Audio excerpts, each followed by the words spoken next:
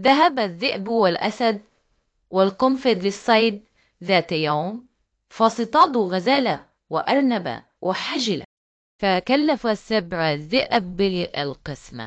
فقال الذئب للأسد: الغزالة لك يا سيدي الأسد، والأرنب لي، والحجلة للقنب. نظر فيه الأسد نظرة شؤومة فضربه بمخالبه في وجهه حتى سالت الدماء في عينيه. فلما رأى القنفذ ما جرى لوجه للذئب كلفها السبع هو الآخر بالقسمة، فقال: الحجة لفطورك يا سيدي السبع، والغزالة لفطورك يا سبع، والغزالة لغذائك. ضحك الأسد